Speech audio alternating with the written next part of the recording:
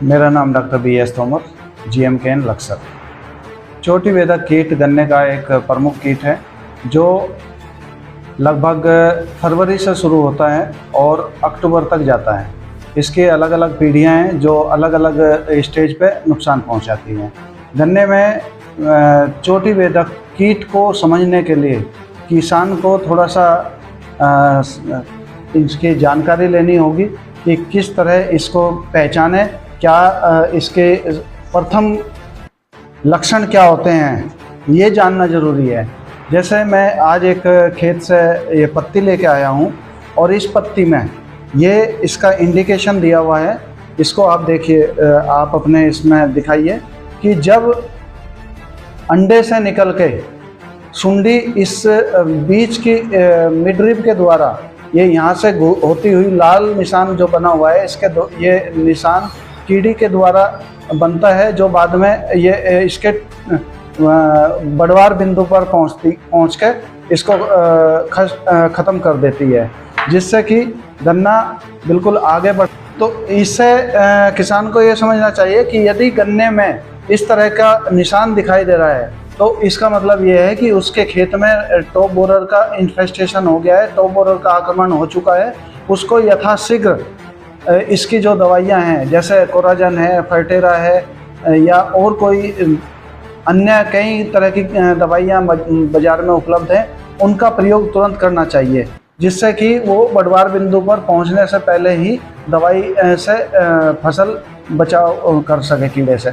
और इसके लिए सबसे अच्छा तकनीक ये है कि जैसे ही किसान को ये लाल निशान दिखाई देता है पत्ती पे, लेकिन इस बात का एक वो भी रखें सावधानी कि यदि ये लाल निशान केवल साइड में नहीं है तो ये टॉप बोरर का है, और यदि ये पीछे भी दिखाई देता है तो फिर वो रेड रोट का आ जाता है, फिर वो बीमारी होती है, जिसमें बीमारी और कीट दोनों अलग अलग होते हैं। दोनों का ध्यान रखना जरूरी है किसान को। कीट की दवा बीमारी में काम नहीं करेगी और बीमारी की दवा कीट में काम नहीं करेगी। आगे यदि दवाई डाल दी होती तो इससे आगे वो कीड़ा नहीं बढ़ता। इस दूसरी अगोले में मैं आपको दिखा रहा हूँ कि ये कीड़े ने यहाँ बढ़वार बिंदु पे जाके इसमें छर्रे के तरह निशान कर दिए हैं। इसका मतलब वो अंदर बढ़वार बिंदु में पहुंच गया है और ये यहाँ तक पहुंचता हुआ ये अंदर पहुंचा।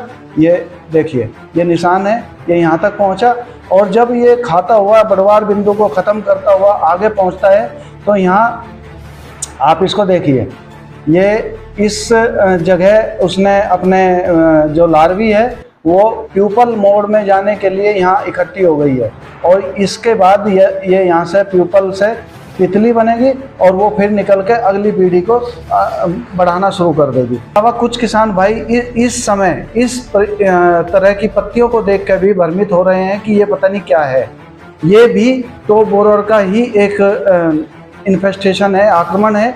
ये देखिए, इसमें आपको पत्ती पे ये छेद दिखाई दे रहे हैं। इसका मतलब ये है कि ये भी टॉप बोरर है।